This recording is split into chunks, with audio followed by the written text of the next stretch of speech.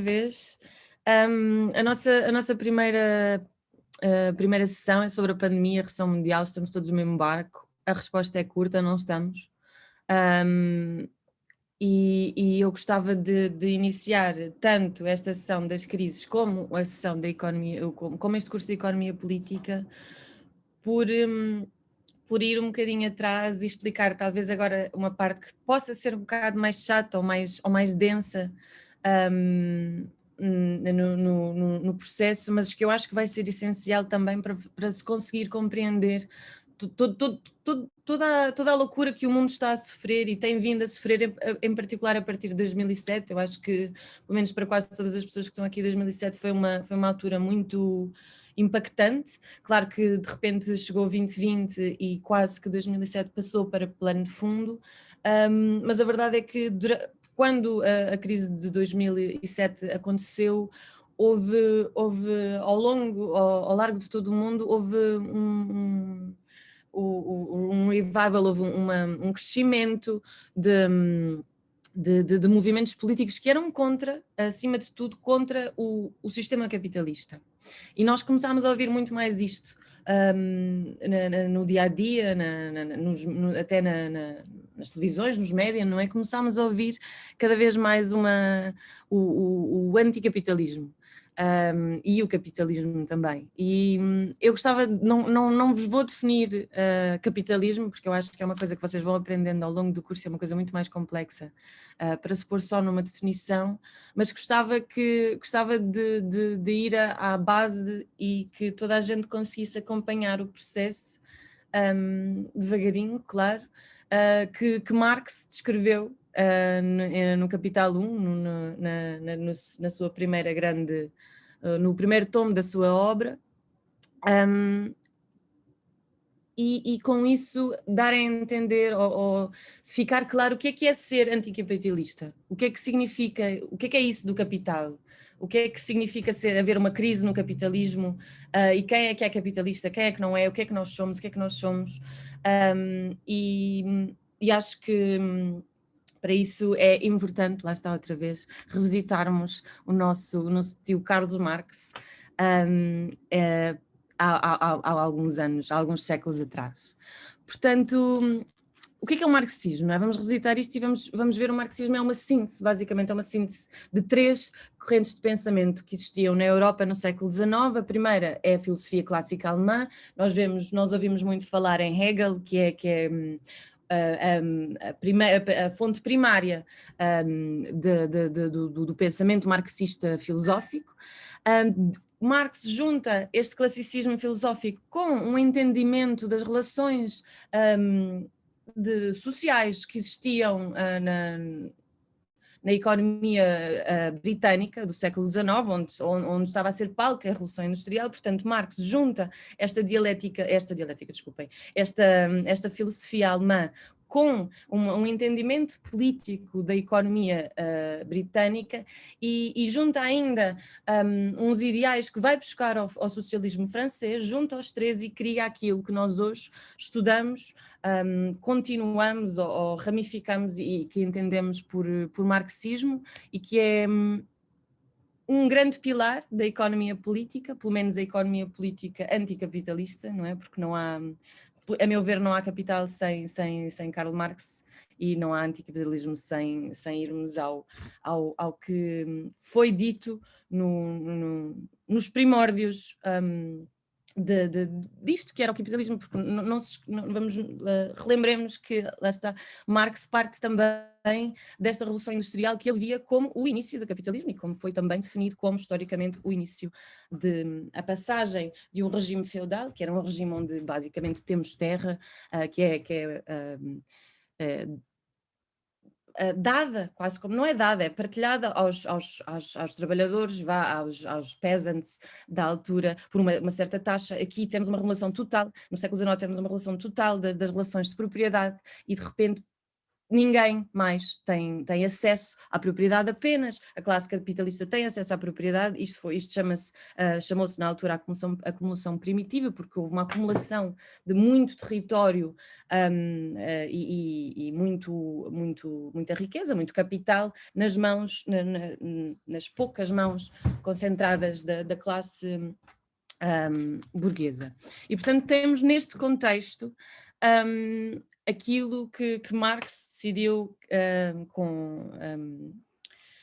brilhantemente criar há uns séculos e que nós hoje continuamos com todo o gosto.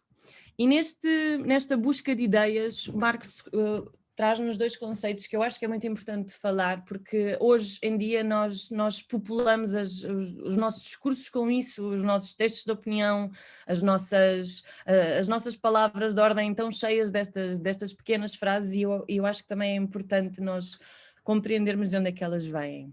A primeira que vem da filosofia clássica alemã é a dialética. Não sei se, acho que já que estamos aqui todos já ouvimos falar desta palavra, e a dialética basicamente é muito simples, é uma maneira de entender uma mudança em alguma entidade, seja qual for a natureza dessa entidade ou da sociedade ou das ideias. A palavra dialética remete então para duas coisas, do grego dias, que é dividido em dois, e logos, que é razão, ou seja, é a argumentação, é a razão ao observar o mundo como se ele fosse inteiro, mas dividido em dois.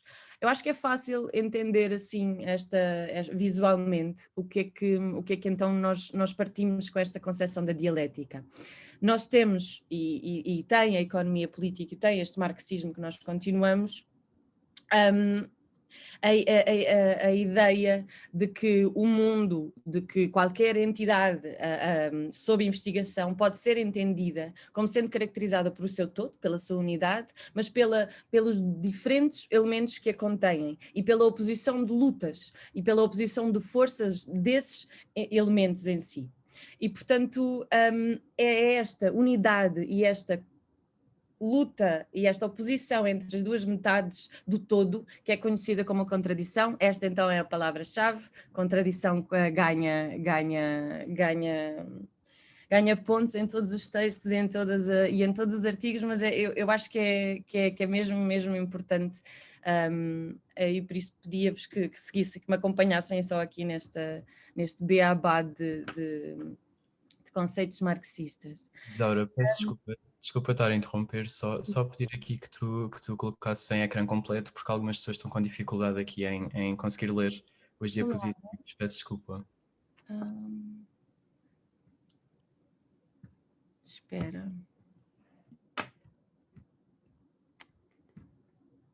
Não.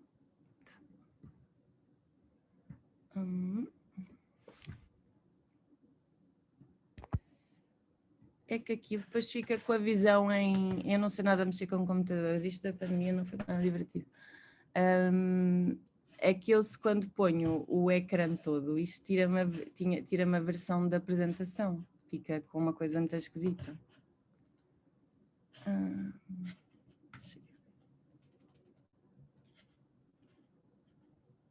E se for assim, será que está melhorzinho? Será não? Não dá mesmo, não dá. Pronto, então...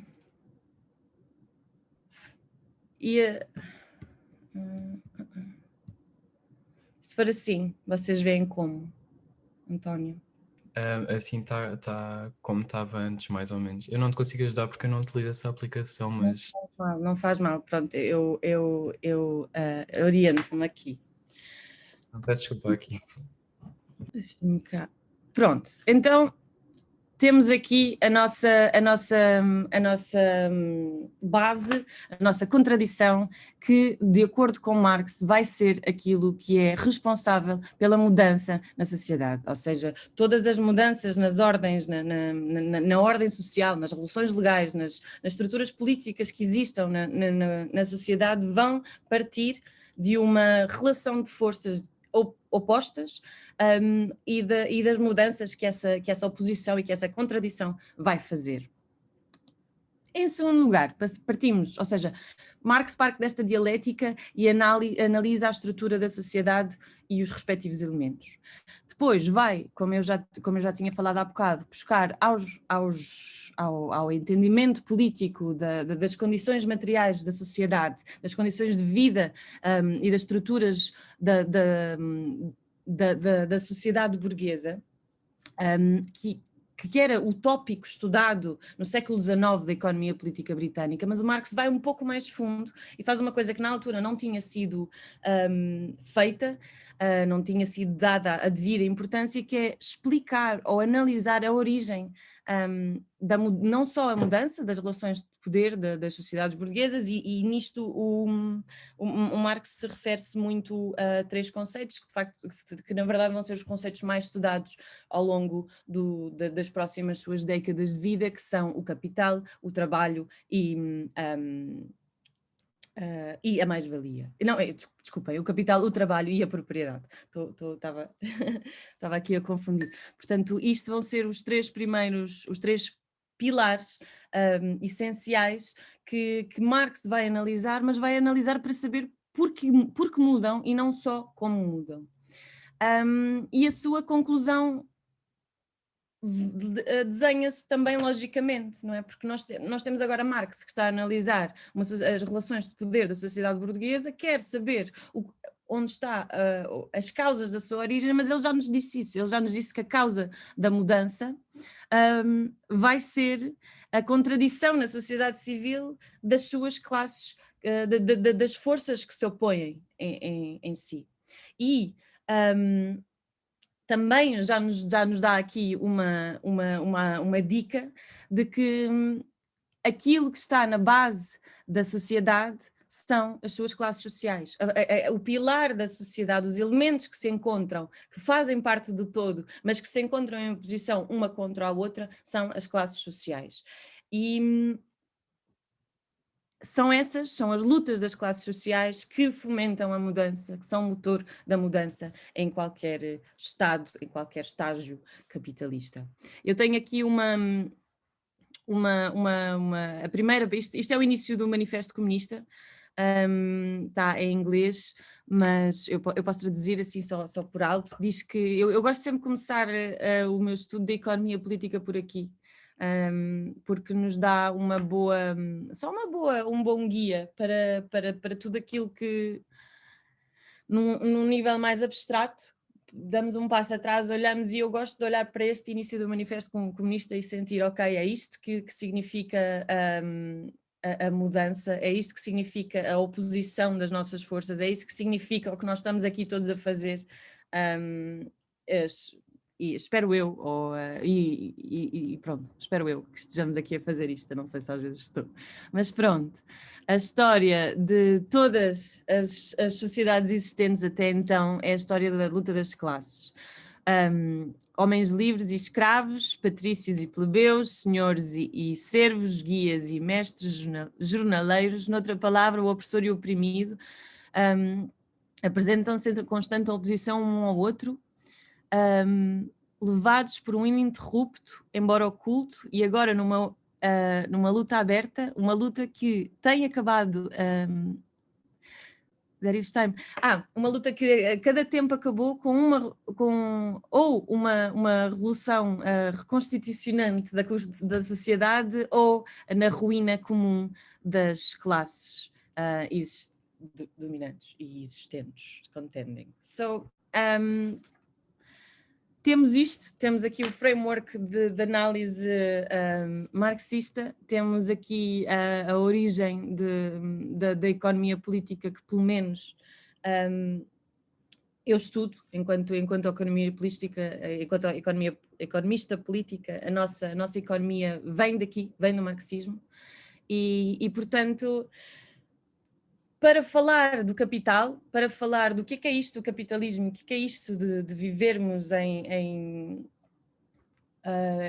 num sistema económico cujas relações de produção são capitalistas e há capital, para percebermos isto e para percebermos porque é que somos anticapitalistas, temos que ir então agora um bocadinho mais a outro início, e perceber qual é, ou seja, Temos o capital, que é a nossa, vamos dizer assim, vamos pensar que o capital está na reta final, é o nosso ultimate wealth, é a nossa riqueza última, é aquele nosso grande pedaço de pepita de ouro, que toda a gente nos desenhos animados fica sempre assim muito com os olhos bugalhados a olhar, porque é o ex-libris que depois aparece no final do episódio. Isto na perspectiva de capitalistas, não na nossa, estamos aqui só a fazer um exercício extremamente teórico em que nós somos agora os capitalistas e interessa-nos esta riqueza, somos movidos por ela, é isso que nos move enquanto classe social. E, portanto, para falarmos de riqueza, podemos falar também da sua fonte, da sua forma primordial, que a baby version, a versão bebé do capital chama-se a mercadoria. E isto é importante, pode parecer redundante, mas isto é muito importante. Então, o que é uma mercadoria? Principalmente uma mercadoria é um bem ou um serviço que é produzido para uma troca. Ou seja, se eu produzir se eu tiver um horto comunitário muito grande e toda essa produção for consumida por mim, pela minha família, pelos meus amigos ou pela própria comunidade, isto não é uma mercadoria. Tem valor, tem uso, não nestas conotações, mas terá certamente o seu uso, só não tem um uso capitalista. Por isso é que também todos os modelos cooperativos e todos os modelos comunitários nunca encaixam muito bem em capitalismo, porque quer dizer, nós estamos aqui a falar de uma coisa, riqueza, mercadoria, uma coisa que não tem riqueza, para o capitalista não vale nada, portanto, à partida, passamos logo tiramos logo estas alternativas sociais da caixa e começamos só então com aquilo que nos dá riqueza. Portanto, temos uma mercadoria, pode ser um bem, pode ser um serviço, pode ser uma ida ao cabeleireiro, pode ser um pacote de arroz, mas a única coisa que nós sabemos dessa mercadoria é que ela é útil. Ela tem-nos um valor-uso muito importante. Eu uso-a, eu uso este copo. O facto de eu usar este copo é a única coisa que permite a este copo ser vendido, ser trocado, existir em circulação na economia. E, portanto, vai haver aqui o primeiro conceito, que é o valor troca. O valor troca, não, desculpem. O valor troca, sim, o valor troca, exatamente, foi o que eu disse, o valor troca. E vai ter o valor uso, ou seja, o valor troca, porque já tinha, confundi-me aqui um bocadinho, peço desculpa que isto do Marx às vezes às 6 da manhã é complicado, mas temos o valor troca que existe porque eu consigo trocar este copo, não é? Porque este copo tem um valor, alguém o produziu e eu fui a uma loja e eu decidi trocar o meu capital, o meu dinheiro por isto, e também tem um valor uso porque eu estou efetivamente a usá-lo e é por isso que ele pode ser trocado. Mas a única coisa que faz com que este copo seja trocado, com que este copo tenha algum tipo de valor, é o trabalho que está embutido aqui. Não é mais nada, não é o vidro, mesmo que se isto fosse feito de Murano, não é, mas se isto fosse feito de Murano, não seria propriamente o Murano a dar o valor àquele copo, mas sim a quantidade de trabalho, o valor que o nosso trabalho embutido num meio de produção vai gerar. É isso que significa ter valor numa sociedade capitalista, é isso que significa o valor trabalho, quando ouvimos falar do valor trabalho. E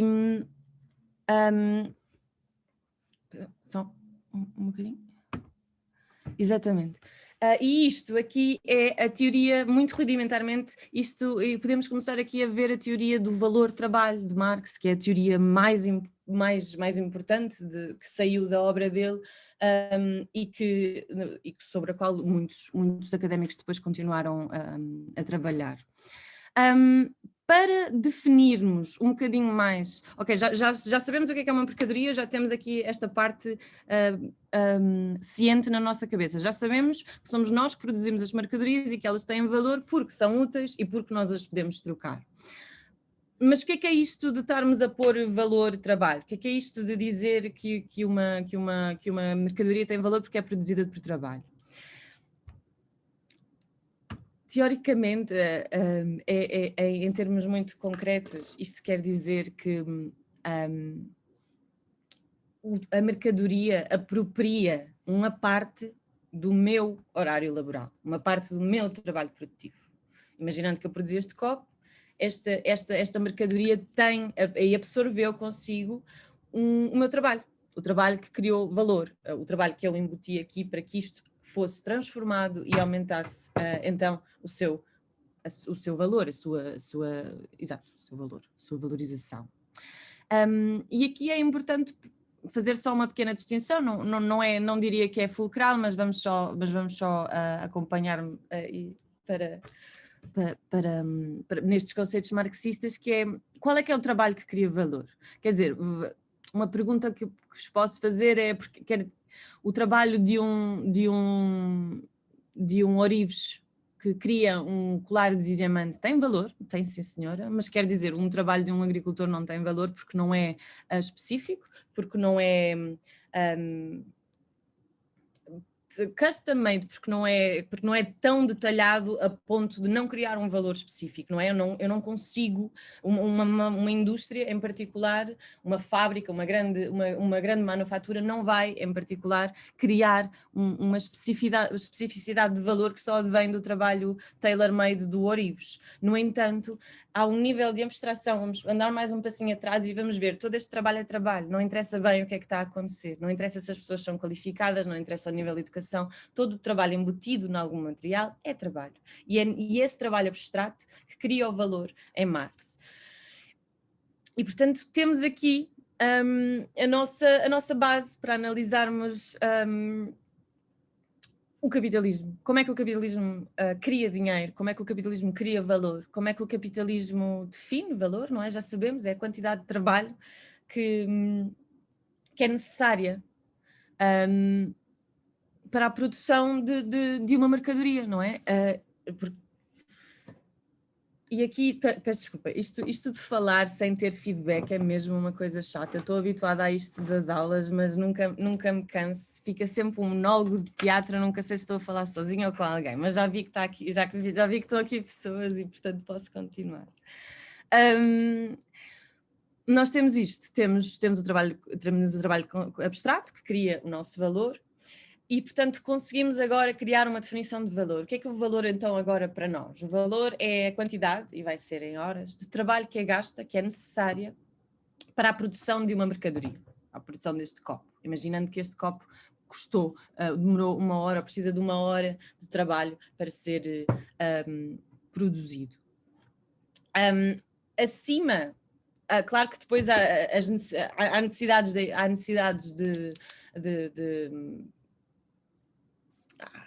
necessidades da economia, não é? Nós não precisamos, eu não preciso de 7 copos, só preciso de 1 copo, se calhar, ou de 2.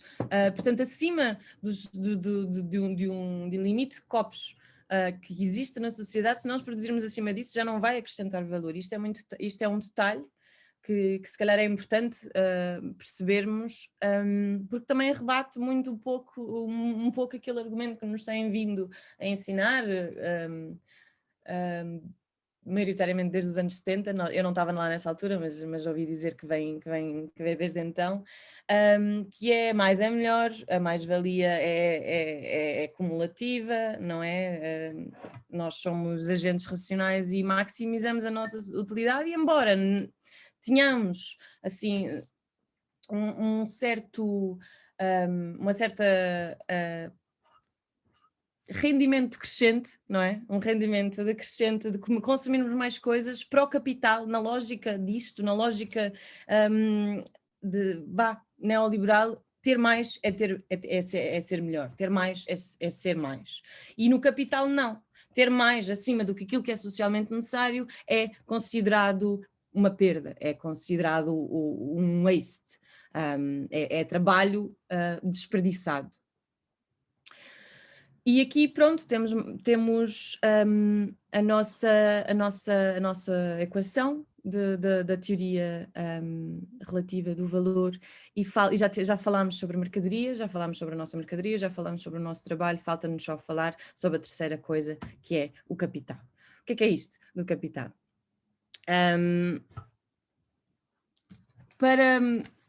Capital é riqueza, não é? Na forma como aqui estamos a falar. E vou-vos explicar a maneira como o capital circula, porque eu acho que é mais fácil entender, abstrair-nos da definição de capital e entender só o capital como uma coisa assim mais abstrata e mais com o C grande, com que o podemos escrever. O que é que temos... imaginamos o seguinte: o que é que nós, como capitalistas, queremos fazer? Temos uma mercadoria, não é? Temos o nosso capital, temos os nossos meios de produção, temos os nossos, quer dizer, vamos, a partir deste momento, a partir do século XIX, as relações de trabalho, as relações laborais começam a mudar, embora a escravatura continue e se perpetue, e todo esse tema é um tópico. Embora esse tipo de relações tenha continuado, predominantemente houve uma alteração em que as pessoas passaram a vender a sua força de trabalho. A força de trabalho passou a ser livre. E, portanto, o que nós temos aqui é um capitalista que entra no mercado, tem uma mercadoria, vamos voltar ao nosso copo, e ele agora quer trocar essa mercadoria para fazer, quer pôr quer fazer o capital circular, porque, aliás, é o objetivo enquanto capitalista, é que o processo continue. Portanto, eu tenho a minha mercadoria, isto aqui está ao contrário, porque o C é de commodity, o M é de money e o C é de commodity outra vez. Não há um CMC nem um MCM em português, que eu tenha conhecimento, e portanto é um pouco confuso, mas atentem só que é ao contrário. E, portanto, o que é que nós queremos aqui? Chega um capitalista ao mercado, tem um copo, neste caso a nossa commodity, vende em troca por dinheiro, e o que é que faz? Reinveste esse dinheiro na compra de outra mercadoria. Isto é uma forma básica de circulação do capital, que se chama a circulação de mercadorias, porque o ponto inicial e o ponto final são iguais, C, commodity, commodity. O objetivo desta troca não é eu ficar com dinheiro. Na verdade, eu produzi este copo, troquei e ganhei um rato de computador, muito fixe, isto do sistema funcionando muito bem, está tudo igual. Mas fora esses pormenores à parte, o que é que eu quis? Trocar, circular. Eu quis que o meu produto final deste ciclo fosse uma commodity outra vez, uma mercadoria outra vez, portanto eu estou a consumir. Ok. Vamos pensar nisto ao contrário. Eu chego ao mercado de trabalho e eu tenho dinheiro. E eu tenho dinheiro e eu vou trocar por uma mercadoria. Eu troco por uma mercadoria, neste caso troco pelo meu rato de computador, que eu já tenho aqui fisgado, que vale mais do que o copo, porque tem aqui uma maçãzinha, e como vamos aprender daqui a umas sessões, esta maçãzinha é muito importante. Na maneira como o capitalismo é capaz de nos explorar os rendimentos todos. E portanto temos aqui, chega ao capitalista à sala, imaginamos assim, à sala de troca, imaginamos que aqui há uma sala para brincarmos ao capital, e eu chego com o meu dinheiro, eu troco por uma commodity, mas eu vou vendê-la outra vez. Portanto, o meu processo aqui é MCM, eu estou em M e eu passo para M. Para isto ter algum significado e para não sermos só pessoas que estão a dizer letras à toa, o M, o último M, o M com quem eu saio com o que eu saio daquela sala, tem que ser maior sempre do que o M com quem eu entrei, senão não havia qualquer propósito de eu estar a fazer isto, não é? Quer dizer, eu entro com 5 euros numa sala, compro um rato, vendo um rato e saio com 5 euros na mesma, quer dizer, podia ter só ficado em casa sem fazer nada, não gastava tempo, não gastava recursos, ficava quietinha. Portanto, para isto, nós temos que logicamente saber que o último M, o M pelo qual, o dinheiro pelo qual o capitalista no final se interessa, não é? Pelo qual ele se motiva para trocar, para fazer esta circulação de dinheiro, circulação de capital, é então a mais-valia, o que ele consegue captar deste processo. Se commodity money, não é? Estamos a trocar dinheiro, imaginando, dinheiro por um papel, é uma troca considerada de igual valor. Isto está considerado a preço justo e isto está considerado a preço justo. Mas M e C também. Ou seja, onde é que o capital surge? Onde é que surge aqui a mais-valia? Como é que o capital consegue ter dinheiro, como é que o capital consegue tirar dinheiro do processo para si mesmo, de forma a estar constantemente em crescimento, que é uma coisa que nós temos observado desde então, que é a tendência de crescimento da taxa de juros do capital, até o Vicente depois explicar o que é que lhe acontece. Desculpa, só mais 3 minutinhos, ok, para nós termos a tempo. Exatamente, desculpem lá, estou-me aqui a perder. E portanto, temos esta pergunta, não é? Como é que isto se valoriza? Não sabemos. Há um segredozinho. A forma geral do capital, que basicamente é aquela, que é MCM, o MCM, eu decoro isto assim, como se fosse um DJ, uma mnemónica meio totó, MC Money, MC Marx, não sei, ficou-me sempre na cabeça. É a fórmula geral do capital, que foi a forma descrita no livro e que pode ser desagregada para percebermos um bocadinho melhor como é que então os capitalistas são capitalistas, como é que eles fazem o que fazem e porque é que nós somos contra eles. E isto tem a ver com o facto de que o processo de produção de uma mercadoria, o processo de produção, não é o processo de circulação do capital, porque esse aí é igualitário, é paritário, é justo, é o M com o C, é o C com o M, e nós conseguimos perceber as relações. Mas dentro do processo de produção da mercadoria existimos nós, e existem os meios de produção. E nós fazemos parte da criação do C, estamos incluídos naquele C global, mas somos mais do que uma mercadoria. Nós temos o nosso trabalho produtivo, é o que nós pomos no nosso trabalho, e temos os nossos meios de produção, que são os nossos instrumentos e os nossos objetos de trabalho. O que acontece aqui, para o M ser maior do que o M, logicamente o que acontece aqui é que o valor que é acrescentado pelo trabalhador quando faz este copo tem que ser maior ao valor que o capitalista lhe paga para trabalhar. Muito, muito simplesmente. E se o valor recebido pelos trabalhadores no salário é menor, isto é para o M ser maior do que o M, e nós já vimos que o M tem que ser maior do que o M, senão nenhum capitalista se mexe. E como nós bem sabemos, os capitalistas não se mexem muito, mas eles contratam muitos gestores e esses gestores até se mexem muito. E, portanto, para eles se mexerem muito, isto tem que ser verdade.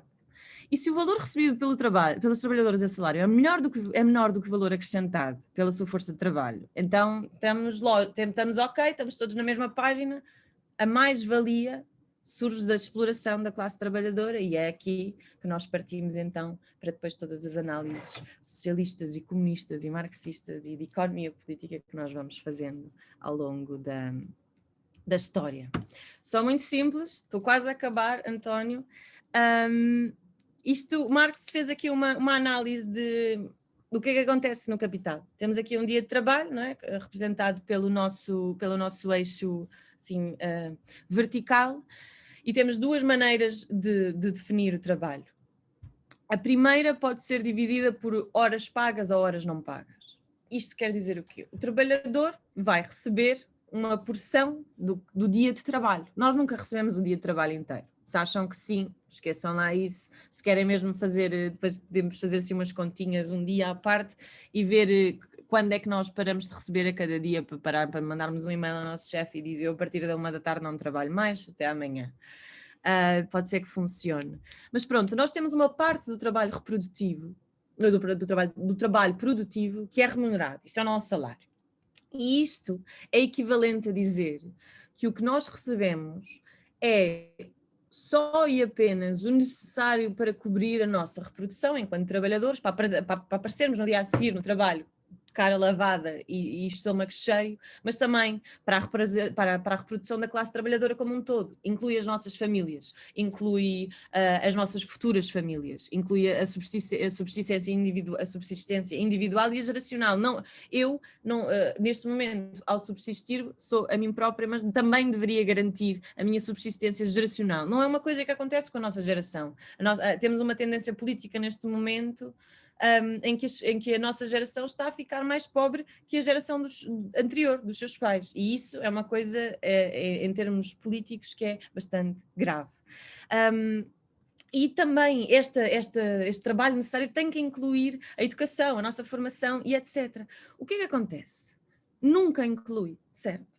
Vocês estão para aqui a ouvir, e o que nós recebemos tem que ser suficiente para me reproduzir a mim, à minha família, à minha existência geracional, à minha existência individual, à minha educação e ainda à educação de toda a gente. Mas quer dizer, e o capitalista paga isto tudo? Não paga. Não paga. Não paga e não quer pagar. E são... o que é que determina então este trabalho pago? É a economia política, são os contextos históricos, são os contextos políticos, são as forças que existem entre os dois elementos, vários mais elementos, mas é em oposição e em contradição dentro do capitalismo. E as crises, o que é que tem a ver com isto? Sempre que estas forças andam mais de um lado ou para o outro, sempre também que não é garantida a reprodução da classe trabalhadora, seja em que esfera do capital for, porque o capital é muito complexo, o capitalismo é muito complexo, há uma crise.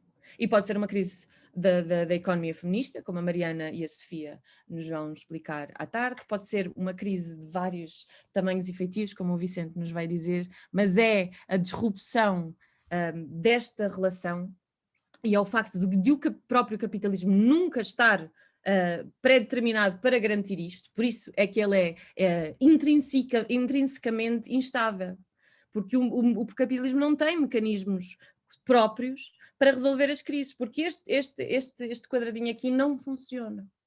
É, é, é, é feito fora e por isso é feito externamente.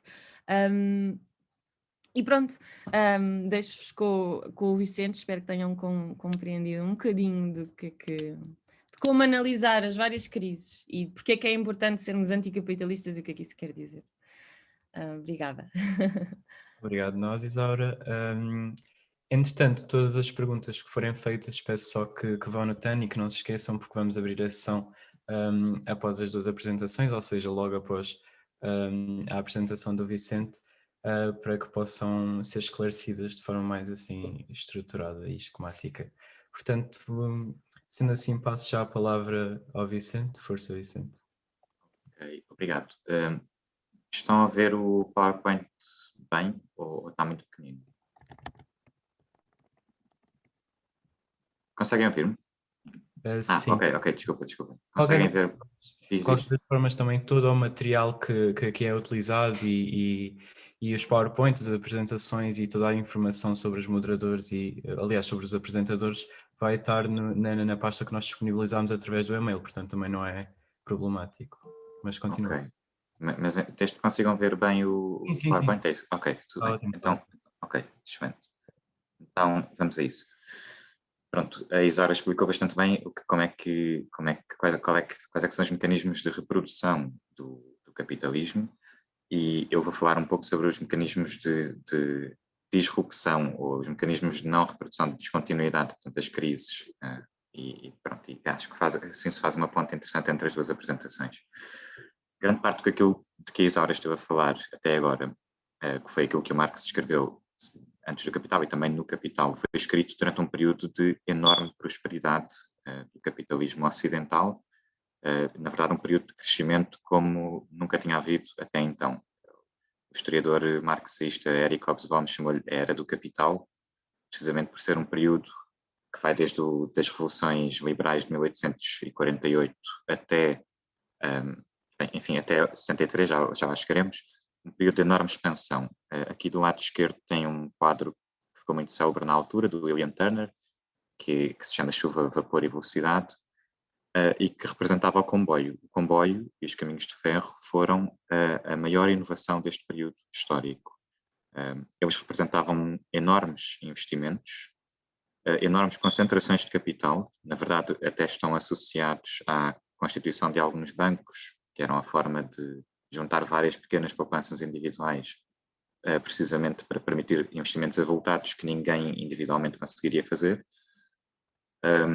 Mas não representava só isto, representava também uma muito maior velocidade e facilidade de transporte de pessoas, produtos e conhecimento, que facilitou a difusão de todas estas coisas no continente europeu e também no continente americano. E estava também associado ao desenvolvimento de novas técnicas de manutenção, por exemplo, da ferrovia, e também técnicas de gestão de projetos de grande escala, como a da construção dos comboios, e, portanto, foram uma inovação que trouxe à sua volta várias pequenas inovações que permitiram este período de crescimento e de inovação no capitalismo. E por isso o comboio ficou conhecido, enfim, como a inovação mais importante deste período e o símbolo desta era de prosperidade. Só para ter uma ideia, a extensão da ferrovia e dos caminhos de ferro na Europa passou de 14 mil milhas para mais de 60 mil, um aumento inimaginável. O comércio mundial neste período quintuplicou.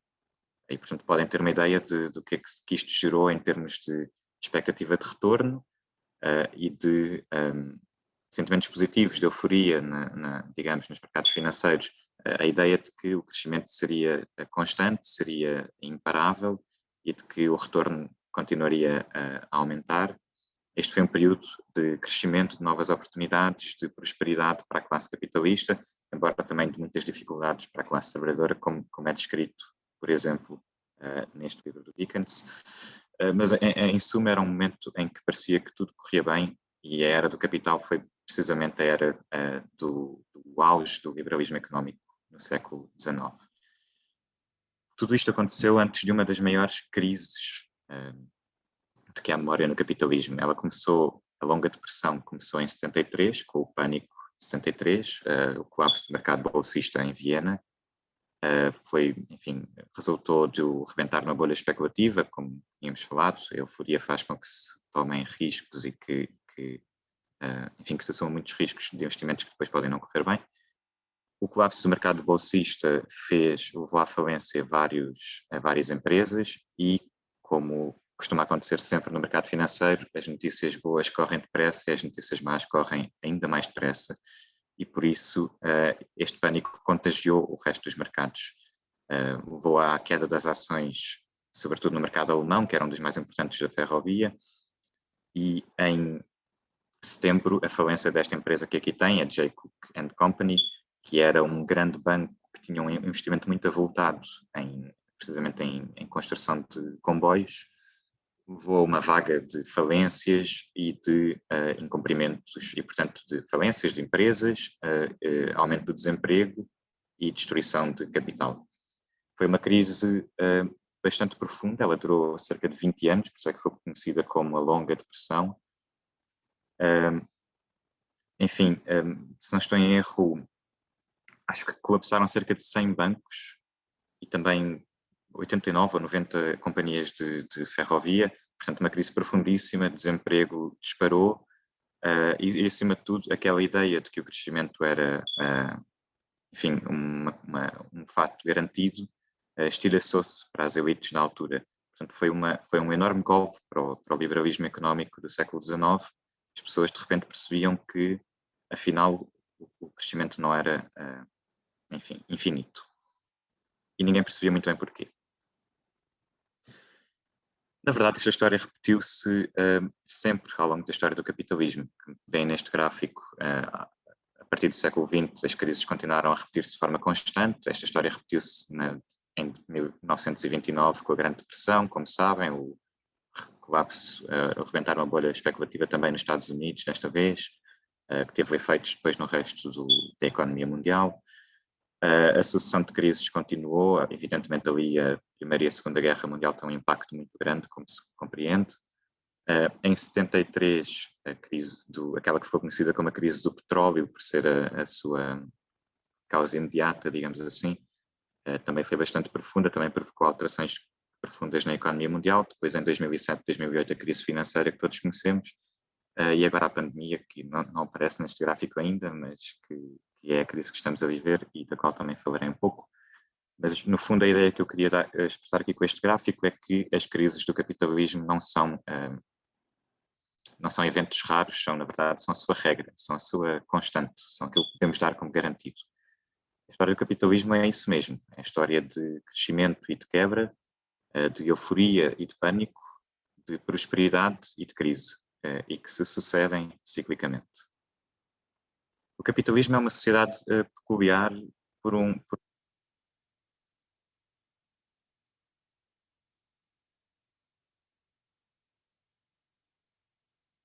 Deixámos-te ouvir, Vicente. Oh, e agora?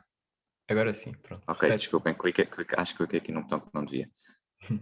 Estava a dizer que esta é a regra do capitalismo e que o capitalismo é uma sociedade peculiar porque é uma sociedade na qual, embora tenha uma organização muito complexa e muito interdependente entre todas as partes, na verdade não há nenhuma parte que a dirija. Ela depende de uma multiplicação de milhões de atividades individuais, por exemplo, a concorrência nos mercados, não há planeamento, há anarquia, como disse o Marx. E apesar disso, apesar dessa anarquia, a verdade é que nós temos uma repetição constante e regular de crises financeiras. E é um facto que gerou muita curiosidade ao longo da história da economia política, perceber como é que uma sociedade tão desorganizada, entre aspas, consegue produzir um efeito tão constante. E é isso que vamos falar um pouco nesta apresentação. Aqui, só para terem uma ideia, são as maiores recessões em Portugal nos últimos 150 anos, portanto, aquela de que começámos a falar há pouco, como veem, a de 73 foi a mais profunda em termos de quebra do produto. Também temos ali a de 2020, esta da pandemia. Curiosamente, a da crise financeira e do 2008, depois chegou a Portugal mais tarde, ou que teve o seu impacto mais tarde em Portugal, 2012, não foi tão expressiva do ponto de vista da quebra do produto como outras, mas enfim, como podem ver, a sucessão de crises e os seus impactos também é uma constante, e este é o exemplo português. Sobre a teoria das crises, vou começar por falar-vos do Hyman Minsky, que é um economista norte-americano. Ele desenvolveu uma teoria sobre as crises financeiras e sobre o funcionamento dos mercados financeiros. A sua ideia principal é de que em períodos de estabilidade, ou seja, em períodos de normalidade, se quiserem, do mercado financeiro, os investidores que compram e vendem títulos e ações e por aí afora, tendem a esgotar, de certa forma, as oportunidades de investimento com menor risco, pelo funcionamento normal do mercado. Alguns procuram um determinado tipo de investimentos, outros, mas a verdade é que normalmente, quando o risco é menor, o ativo tem um retorno menor, mas também tem mais estabilidade do ponto de vista da recessão do retorno, digamos assim, e por isso essas oportunidades tendem a esgotar-se. E nesse sentido, como existe uma pressão constante para gerar retorno e para gerar lucros, o que acontece é que os investidores partem e passam a procurar mais ativos mais riscos que lhes deem um maior retorno, mais arriscados, peço desculpa, que deem um maior retorno. E, portanto, cria-se uma pressão para o desenvolvimento desse tipo de ativos, com maior risco e com maior lucro, e naturalmente o sistema passa de uma situação de equilíbrio, digamos assim, para uma situação de desequilíbrio em que a assunção de risco e a alavancagem, portanto o endividamento para comprar esses títulos, cresce exponencialmente. E portanto a ideia principal do Minsky é que os períodos de instabilidade dos mercados financeiros não são espontâneos, são precisamente a consequência dos períodos de estabilidade. Ele escreveu que a estabilidade é desestabilizadora, ou seja, o sistema, no seu funcionamento normal, cria inerentemente as condições da sua própria crise. Enfim, esta era a ideia principal do Minsky. Ele escreveu esta teoria num contexto em que analisava uma mutação do capitalismo, digamos assim, uma nova fase do capitalismo, que seria a da gestão do dinheiro, ou a de gestores de dinheiro.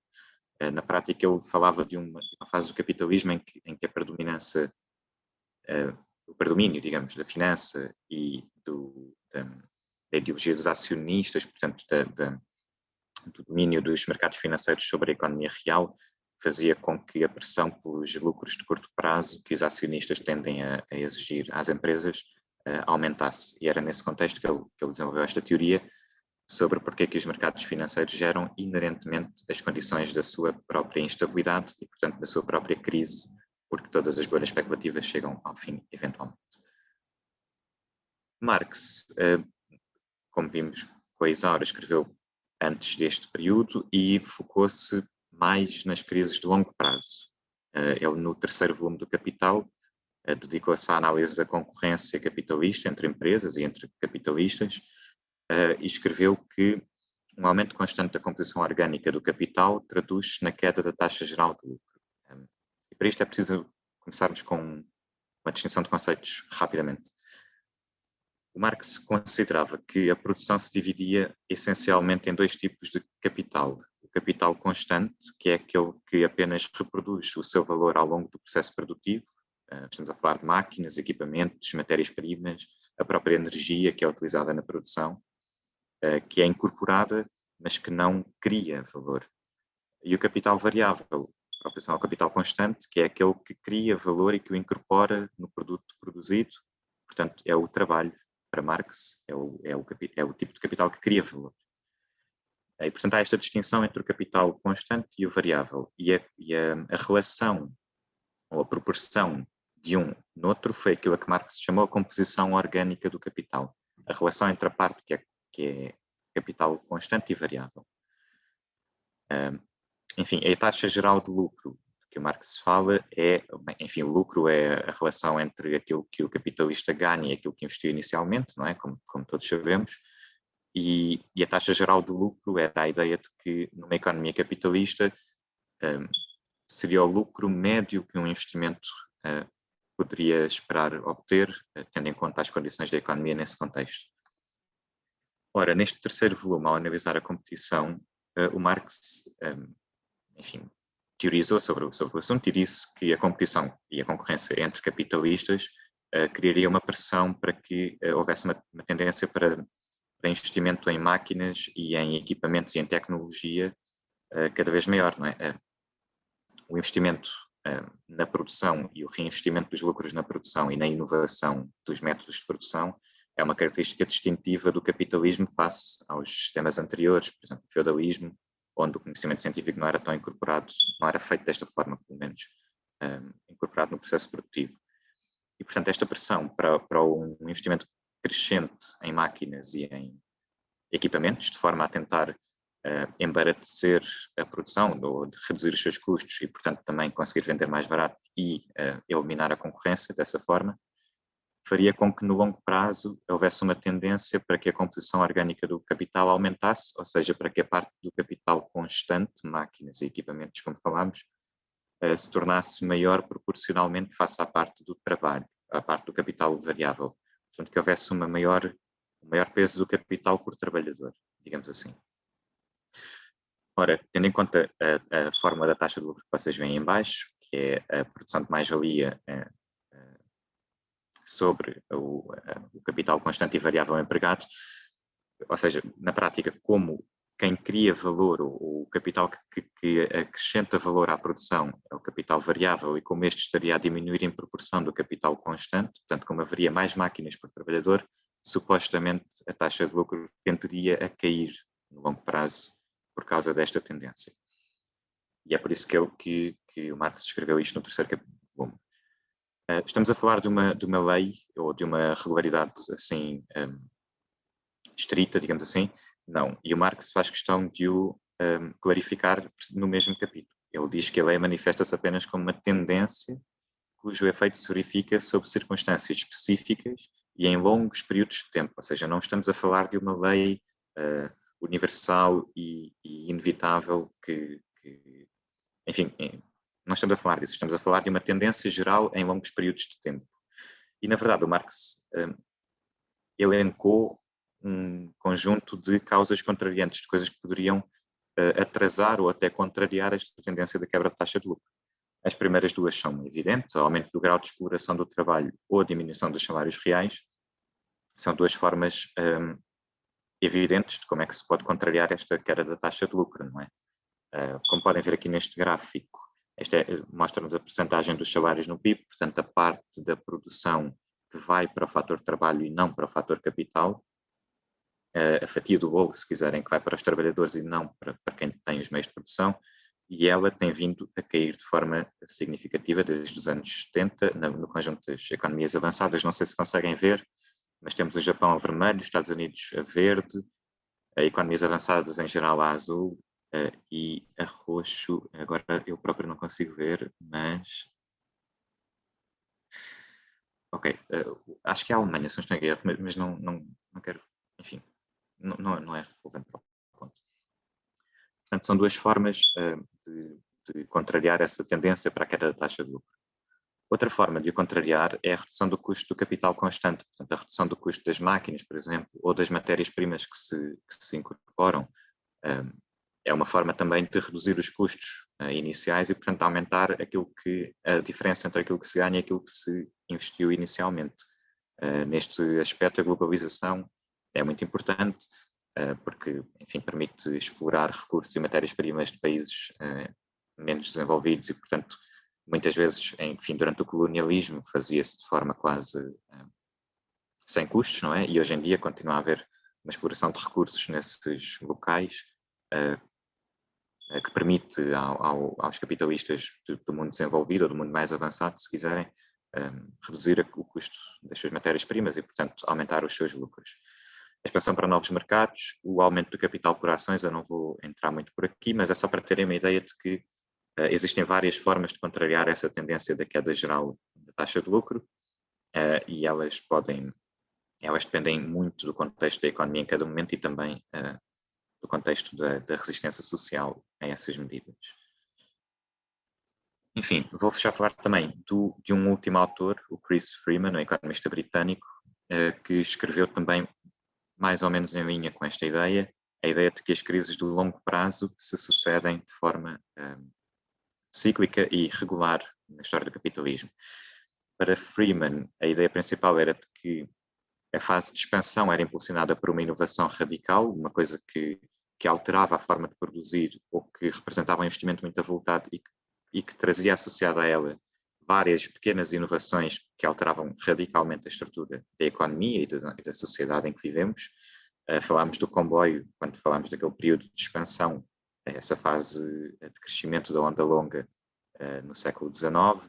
Enfim, temos também o exemplo da máquina a carvão e anteriormente, na onda longa anterior, tivemos depois da longa depressão a eletricidade e os químicos, a expansão dos automóveis, que deram origem também a uma nova onda, e portanto a ideia era de que estas crises cíclicas de longo prazo no capitalismo se geram por inovações que inicialmente permitem criar lucros anormais em determinados setores de atividade.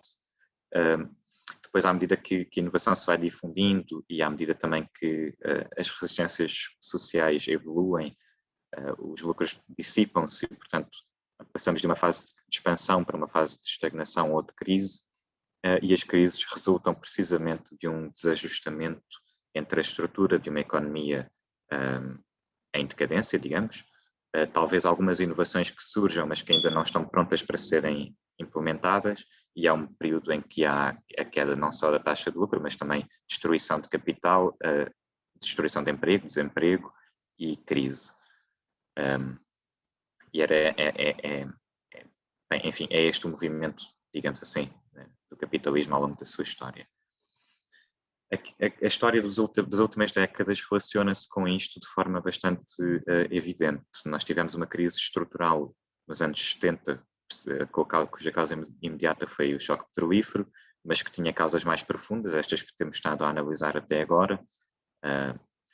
E as últimas décadas têm sido marcadas essencialmente por duas tendências. Uma é a tal diminuição da rentabilidade dos investimentos, portanto a taxa de lucro é atualmente menor do que aquela que era na fase de expansão.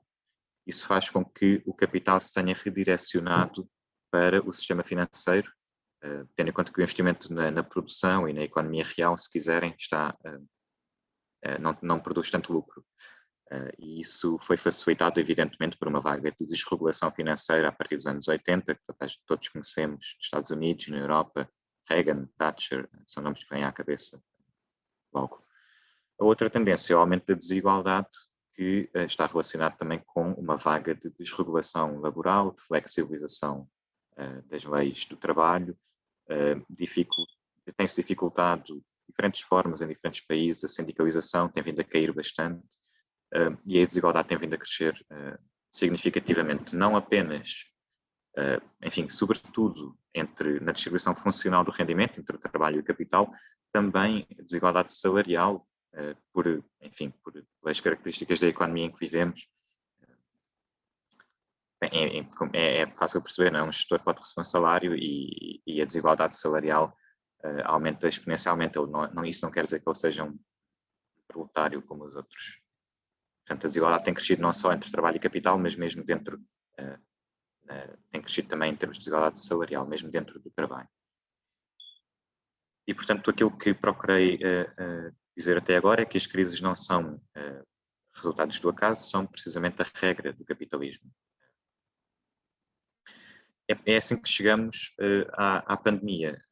Eu sei que todos sabemos que o início de 2020 é uma memória longínqua para todos, mas a verdade é que há pouco mais de um ano, ainda antes de se falar de pandemia, já se falava de crise económica, ou seja, a pandemia não provocou uma crise no sistema económico, ela veio confirmar as tendências que haviam na altura. Já se falava de crise em todo o lado, os índices de produção industrial vinham a cair significativamente, havia países que já tinham entrado em recessão técnica, o caso da Itália, e outros que estavam muito perto, o caso da Alemanha, ainda antes de se falar em confinamento. E por isso, isto para dizer que as condições estruturais da crise do capitalismo já cá estavam, a pandemia veio apenas confirmá-las. E é por isso também que a pandemia vem apenas expor desigualdades que já estavam evidentes e que já eram existentes antes de haver confinamento. Em parte pela tendência de aumento da desigualdade das últimas décadas e em parte pelo caráter específico desta crise. Nós sabemos que a crise afeta setores onde o peso da precariedade e dos baixos salários e até das baixas qualificações é bastante superior a outros. Setores onde predominam ou onde estão sobre-representadas não só as mulheres, mas também minorias étnicas, restauração, turismo, limpezas, enfim, vários setores. Portanto, a pandemia tem acentuado as desigualdades que já existiam anteriormente.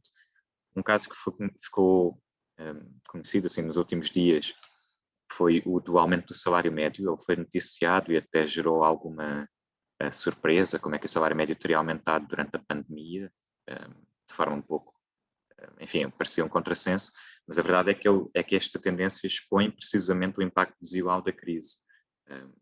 Por um motivo simples, não tem nada a ver com o aumento da função pública de 0,3%, obviamente isso é irrelevante do ponto de vista macroeconómico, tem a ver sobretudo com a destruição de emprego, sobretudo emprego mal pago, que faz com que a distribuição dos salários se altere.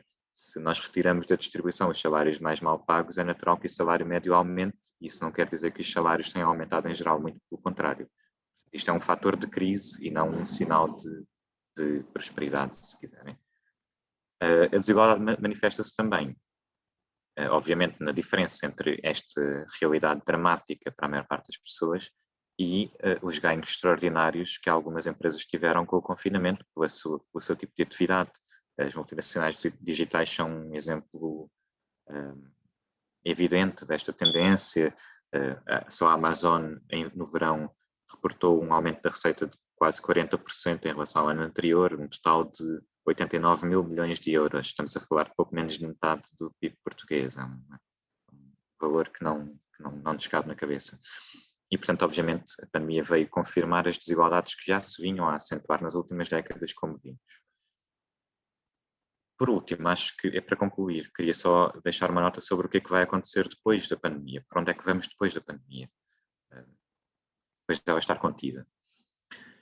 E queria chamar-vos a atenção para um estudo de 3 economistas do FMI, uma instituição insuspeita.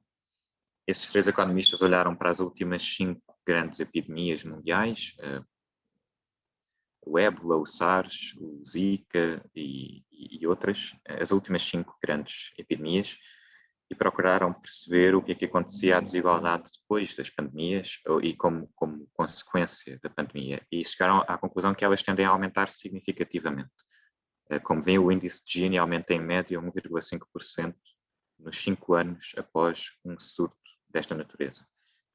E este é um aumento substancial, tendo em conta que o índice de Gini não costuma variar tanto em tão pouco tempo. Portanto, é um aumento mesmo muito significativo. A fração do rendimento que é canalizada para os 20% do topo e em relação à que é canalizada para os 20% mais pobres também aumenta 2 pontos percentuais e meio. Um aumento também bastante significativo neste período. E a razão é aquela que estivemos a falar até agora. As crises afetam de forma mais expressiva quem já estava mais vulnerável antes da crise. Portanto, apesar de o vírus afetar todos os países ao mesmo tempo, a crise não é simétrica porque ela tem sempre impactos desiguais em pessoas que estavam em condições desiguais à partida. E é por isso que, enfim, as pessoas com menores rendimentos e menores qualificações têm mais probabilidade de perder o emprego, não só de perder o emprego, como mais dificuldade em recuperá-lo depois da crise, sobretudo se a recuperação for lenta, como tem sido ultimamente. E por isso queria terminar com as sugestões que os autores do FMI, do Departamento de Estudos do FMI, davam aos países, que é aquilo que tem ali em baixo. Expansão de sistemas de segurança social, não assistência, segurança, programas públicos de emprego e medidas fiscais progressivas, tanto porque a ideia é criar uma rede de apoio para quem perde o emprego, segurança social, programas públicos de emprego, portanto, promover publicamente o emprego, tendo em conta que o emprego privado está a retrair, o investimento privado está a recuar, e tributar de forma mais acentuada quem ganha mais durante as crises. Portanto, eu diria 3 medidas de caráter, se não anticapitalista, pelo menos contrário à natureza do mercado livre. E eu gostava de acabar esta apresentação sublinhando que, de facto, a pandemia muda muita coisa. Nós já podemos ver autores do FMI a defender este tipo de medidas, e acho que estaremos cá todas e todos para ver se serão coerentes com isto daqui para a frente ou não. Muito bem, obrigado, Vicente. Sendo assim, passamos então à última fase da nossa sessão, ou seja, à fase em que abrimos a sessão para perguntas do público. Acredito que o chat já esteja aberto, portanto, para as devidas inscrições, basta colocarem no chat e daremos a palavra. Só reforçar aqui algumas coisinhas, ou seja, peço que não cedam os 2, 3 minutos nas intervenções para que também tenhamos tempo, sem que excedamos o limite da sessão, para a resposta das oradoras. Peço também que mantenham o microfone desligado, exceto, obviamente, quando for à altura da vossa intervenção, e o chat deve ser utilizado apenas para inscrições, de forma a evitar também o diálogo. Eu vou fazer isto de forma a que dê palavra a uma pessoa e vá logo, entretanto, avisando quem é a próxima pessoa para que se prepare e não tenhamos aqui espaços também vazios de perda de tempo. Sendo assim, o chat já está aberto, certo? Não está, perdão? Ok. Então as inscrições podem ser feitas através do chat. Basta colocarem só qualquer coisa, ou inscreve-me, ou um asterisco. As inscrições são feitas para perguntas, para intervenções, para comentários. É isso. Ninguém se sentirem envergonhados ou ninguém se sentir à vontade ou com forças para falar, lembrem-se que acabámos de perceber o Capital 1 e 3 em 1h30, portanto já podemos estar orgulhosos de nós, não? Olá, Viva. Olá, Luís. Sim, olá, Viva. Eu estou a conduzir, não consigo fazer a inscrição. Tinha uma pergunta para fazer também, só aproveitando aqui a parte final da intervenção do Vicente. E se não se importarem, eu posso fazer já a pergunta. E pôr para a inscrição para não estar a parar em inscrever-me. Em seguida temos a pergunta do Gui e do Francis, mas entretanto, diga-nos. Ok, obrigado. Então, Vicente, era pegar um bocadinho nesta última tua parte da intervenção sobre a questão de ser o próprio FMI a colocar agora ou propor agora medidas que no fundo vão muito contra aquilo que tem sido o trabalho deles ao longo dos anos ou da sua existência, e a minha pergunta é um pouco o porquê disto. Será que eles conseguem perceber que a situação está assim tão mal e que é preciso reverter? Isto é, eu tenho sempre muitas dúvidas quando vejo que da parte do FMI vêm medidas que vão contra aquilo que eles defendem ao longo da sua existência e portanto, isto é assim tão grave que eles próprios conhecem que não pode continuar assim, que o modelo económico que eles defendem não pode continuar assim, ou isto tem outro fundo, outra ideia por trás que os leva a fazer pronto, a aconselhar estas medidas. Obrigado. Obrigado, Luís. Fazia só isto de forma a que possamos esquematizar através de grupos de 2 perguntas, ou seja, abro a sessão ainda para mais uma pergunta, ou seja, do Gui e do Francis, e logo em seguida dou a palavra às oradoras para que possam responder. Portanto, Gui e Francis podem falar, prepare-se o José Pereira para a segunda ronda de perguntas depois das respostas das oradoras. Ok, are you ready? Ok, nós temos, acho que cada uma pergunta, não é, Mari? Uhum. Ok, pronto, então a minha pergunta é para a Isaura, porque isto tem a ver com a parte dela, que é, o que é que tu dirias a economistas, normalmente de direita, que tentam, ou pelo menos dizem que estão a refutar a teoria do valor de Marx, a dizer que o valor é subjetivo? Por exemplo, já vi economistas recentemente a dizer que estavam a refutar Marx porque o valor de toda a mercadoria é subjetiva e depende do uso que cada um lhe dá. O que é que tu dirias? Como é que tu defenderias o valor objetivo de Marx? E agora? Sim, eu também tenho uma pergunta. Eu estive a estudar economia no IB e era um programa super neoliberal, o mais neoliberal possível, e nós lá aprendíamos sobre o chamado business cycle do Keynes, em que ciclicamente haveria períodos em que a economia estava melhor e pior, mas que o GDP continuava a aumentar. E eu queria saber a vossa opinião sobre essa análise, se acham que é uma análise que está bem feita e se é uma análise que vocês usam no vosso trabalho ou se vocês usam mais a análise marxista e de outros economistas. Obrigado. Obrigado, Gui e Francis. Passava a palavra aqui ao Vicente para responder à primeira pergunta que foi feita e logo em seguida à Isaura. Ok. Rapidamente. Então, a primeira pergunta do Luís sobre o FMI é sempre uma caixa de surpresas. E obviamente estamos aqui todos no plano das hipóteses, mas se recordarem também, depois da última crise financeira, em 2009, a orientação da Comissão Europeia era gastar. Os Estados tinham que investir para contrariar a tendência recessiva, e essa orientação durou um ano e pouco, se não estou em erro. Foi o suficiente para Portugal gastar significativamente, infelizmente depois não foi suficiente para tratarmos da dívida que veio a seguir de forma adequada e, portanto, a Comissão recuou rapidamente. Portanto, uma hipótese é simplesmente o FMI estar a navegar ao sabor da onda, digamos assim. Hoje em dia seria bastante impopular voltar a vender a austeridade, não é? Portanto, ela pode ser vendida daqui a um ano, eventualmente, quando as coisas acalmarem um bocadinho e quando voltarmos a ter uma dívida gigantesca para gerir. Uma outra explicação é mesmo só uma especulação, é que esta crise tem características muito diferentes da anterior. Para já afeta toda a gente, não da mesma maneira como vimos, mas afeta toda a gente, não é? Não se pode dizer que as elites estejam a salvo do coronavírus, nem se pode dizer que os países desenvolvidos estejam a salvo da recessão mundial, porque todos entramos em recessão mais ou menos ao mesmo tempo. E, portanto, eu acho que, por exemplo, na União Europeia, a resposta que se tem dado atualmente tem muito a ver com isso, tem a ver com o facto de economias exportadoras como a Alemanha estarem a ser profundamente afetadas por esta crise e, portanto, perceberem que se as economias periféricas não recuperarem, ninguém vai comprar os seus produtos e a própria Alemanha não recupera. É uma crise diferente da anterior, apesar de tudo. Portanto, talvez isso também ajude a explicar um bocadinho esta mudança de opinião, mas, enfim, teremos tempo para o confirmar, não é? E todo o ceticismo em relação à FMI é ajuizado.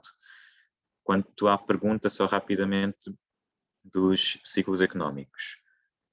Eu tenho a ideia que os business cycles, e essa teoria que eu também estudei na faculdade, pelo menos, não sei se está tão ligado ao Keynes como aos novos keynesianos, aos neo-keynesianos, e parte sobretudo da ideia de que a economia funciona tendencialmente em equilíbrio, a menos que sofra choques exógenos, não é? Pelo menos foi assim que eu estudei. A ideia que eu te posso dar é que, enfim, eu acho que essa interpretação é extremamente irrealista face ao funcionamento real da economia. Eu acho que as pistas que nós temos, tanto do Minsky como do Marx e do Freeman também, sobre as crises de mais longo prazo, mas todas elas têm em comum a ideia de que a economia não funciona em equilíbrio a menos que seja perturbada externamente. Não, a economia gera intrinsecamente, a economia capitalista, atenção, gera intrinsecamente as condições da sua própria crise pelas contradições que a Isaura explicou inicialmente e, portanto, pela própria estrutura da organização económica e não por acaso. E acho que esse é o maior argumento contra as teorias, enfim, equilibracionistas, se quiser, as teorias que partem da ideia de que a economia funciona em equilíbrio, a menos que seja perturbada. É a grande oposição entre as duas. Ok, obrigado, Vicente. Agora, peço só que agora, enquanto a Isaura responde à pergunta do Gui e do Francis, que entretanto terminem as inscrições no chat, portanto, que façam-nas todas durante este período de resposta à pergunta, porque será, pronto, as inscrições serão encerradas logo após. Isaura. Eu queria só acrescentar uma coisinha ao que o Vicente disse muito bem sobre a pergunta do Luís. Isto não é um evento isolado. Nos anos, talvez há uns anos, quando o Sul global, como denominado pelo FMI, começou a insurgir-se contra a dinâmica de poder que existia entre o Norte e o Sul económico, não é? No panorama mundial, o FMI também veio com umas posições que parecem a nosso ver, contra aquilo que é a sua estrutura. Mas não sei se vocês se lembram daquela matrizinha que eu disse que se isto falhar vai dar uma crise que é a base das contradições marxistas também. Um desses quadrados falha muito rápido, quando um desses quadrados falha, não é? As pessoas não se conseguem reproduzir, não há meio suficiente para nós nos garantirmos enquanto espécie até ao dia a seguir. O Estado, e às vezes não é só o Estado, são as instituições que representam o Estado, intervêm. E intervêm, nós muitas vezes achamos que intervêm quase como uma de mas isto é assim meio revolucionário, então, mas eles estão com os trabalhadores e estão a defender os trabalhadores, isto é tudo muito giro, mas funcionam ao mesmo tempo como o próprio mecanismo de repressão dessa classe, porque o objetivo final de um Estado é que as duas classes não estejam em constante luta. Portanto, temos que apaziguar estes conflitos sociais. E um dos grandes, o grande papel do Estado e do Estado, da instituição do Estado e do FMI por relação a esta, é muito esse papel de ser o apaziguador social. Claro que não funciona, mas eu pelo menos sempre que eu vejo algum órgão burocrático ou institucional a fazer coisas e a legislar a favor dos oprimidos, eu fico, está a tentar apaziguar, está a tentar apaziguar, mas nós conseguimos ver o que eles estão a tentar fazer. Eles não querem inverter a relação de forças, eles só querem que não continuem os choques que dão direito às crises e que, por consequente, dão direito a mudanças. Sobre a pergunta do Gui e do Francis, isto não é o que nós aprendemos hoje, chama-se a teoria relativa do trabalho, a teoria subjetiva, a teoria do valor do trabalho. É é a de Marx. Como vocês disseram muito bem, se vocês aprenderam a economia neoliberal, deverão ter aprendido a teoria subjetiva do valor. Acho que foi o que disseste, que é aquela que dizem que um produto não está... o valor de um produto não é em si mesmo, mas na mente de quem o adquire, não é? Uma coisa... E, portanto, se o produto tem esse valor subjetivo, então não está relacionado com o trabalho e não está relacionado com o trabalho realizado. Isto é a própria definição de trabalho subjetivo. Eu acho que essa definição em si mesma contradiz, tal como o capital, tal como o capitalismo. Nós partimos do pressuposto que se eu tivesse que ter uma conversa, e já tenho conversas variadas com economistas neoliberais, e é muito difícil que eles compreendam que a economia não é uma ciência, não é matemática.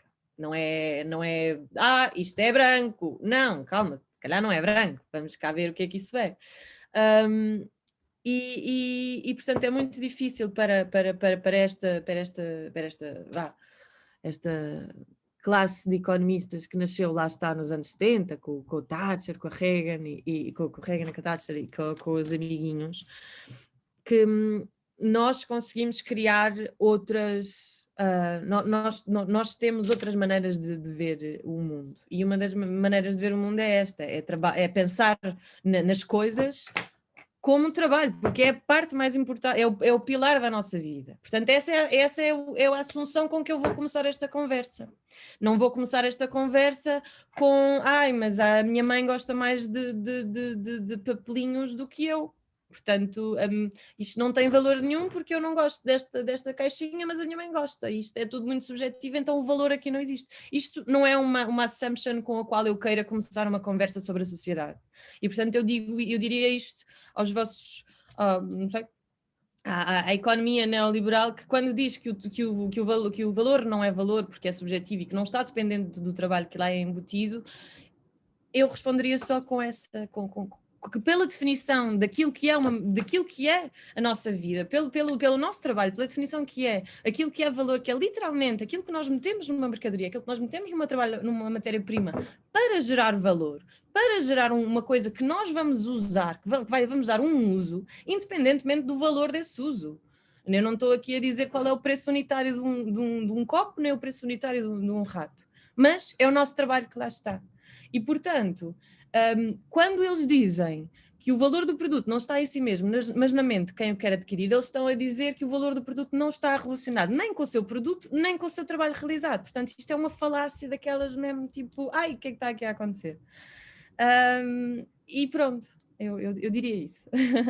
Mas, acima de tudo, compreender que a economia é uma ciência social. Eu parto, a minha análise económica parte do pressuposto da visão do mundo que eu quero para a coisa, não é? Nunca isto é ciência, isto é matemática, isto é assim, B igual a C, não é? É sempre, desconfias sempre que se o economista disser que ele tem razão, porque é possível que possa estar só a dar uma opinião fundamentada, teórica, muito construída, mas ainda assim não um dado científico. Obrigado, Isaura. Pronto, encerramos já as inscrições e dividimos agora, tendo em conta que temos 8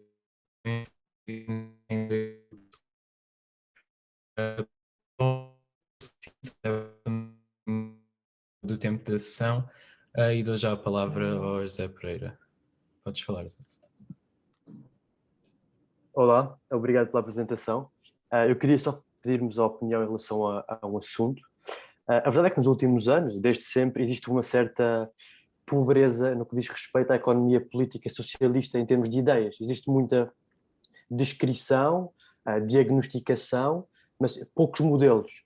Hoje em dia, o modelo reinante que existe na economia política mais radical de esquerda são modelos de socialismo de mercado, como John Romer, David Schweikart, etc.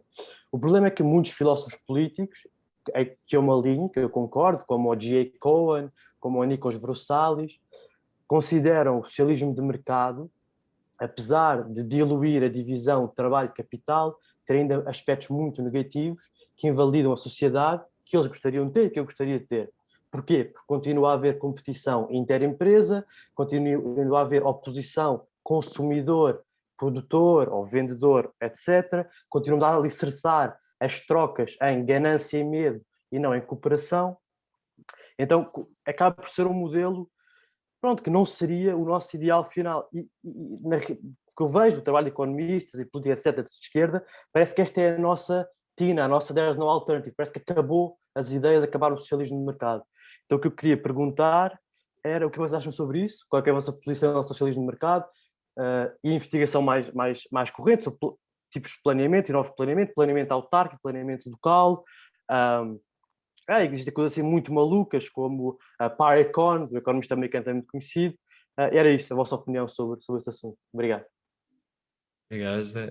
A Mariana fez aqui uma pergunta no chat, não sei se queres falar, Mariana, ou preferes que eu leia aqui a tua pergunta? Eu posso ler, pronto, então. Ok. A pergunta é: olá, o sistema económico capitalista é muitas vezes defendido como o único sistema capaz de gerar capital suficiente para fazer um país avançar, e diz que ainda ontem teve um debate sobre isto, e pergunta qual é a opinião da Isaura e do Vicente acerca disto. Passo a palavra então agora ao Nuno. Podes falar, Nuno? Olá, antes de mais agradeço à Isaura e ao Vicente portanto, à organização por este ótimo debate que já fazia falta. Antes da pergunta, só dar uma pequena nota, se calhar o Vicente foi uma questão de formulação da frase, mas a pandemia, ou seja, o vírus, afeta de facto de forma diferente as pessoas, ricos e pobres, têm consequências bastante diferentes dos efeitos da pandemia e do próprio vírus na consequência da doença. Basta ver o fosso que se está a cavar entre ricos e pobres, que está a ser cada vez mais brutal. A pergunta é um pouco, ou seja, é um pouco com truque, mas, ou seja, a questão da social-democrata, etc., de reformista que tem sido apresentado pelo FMI e por outras instituições, que parece, lá está, como a Isaura disse, que parece irem em sentido contrário às políticas que advogam e às suas bases ideológicas. Ou seja, como é que se contorna de forma transformadora e de mudança, como é que se contorna o dar resposta a uma crise que se consubstancia na fome de pessoas no desemprego, pessoas que precisam de dinheiro para o seu dia-a-dia, como é que se contorna a questão desse apoio que é urgente e é imediato, que as pessoas necessitam e que por vezes passa por políticas reformistas, assistenciais, etc. Como é que se contorna isso na visão pública para advogar uma política socialista, ecossocialista, feminista e revolucionária que tem por base derrubar parte da base que tem essas políticas reformistas que, por exemplo, o FMI advoga, ou, por exemplo, o Partido Socialista advoga. Como é que se contorna isso? É difícil, mas a pergunta é como é que se contorna? Obrigado, Nuno. Agora, para terminarmos só aqui o primeiro grupo de perguntas, passo aqui a palavra ao Paulo. Paulo Ferreira, exatamente. Podes falar, Paulo. Sim, muito rapidamente, duas coisas. Uma coisa, quanto ao FMI, todos nós já vimos, o Vicente e a Isaura já disseram isso anteriormente na resposta ao Luís, o FMI tem sempre as duas posições. Não teve sempre, agora tem estas um bocadinho mais progressistas, mas o FMI é composto por muita gente diferente e muitos investigadores e quem toma depois as decisões não são os investigadores.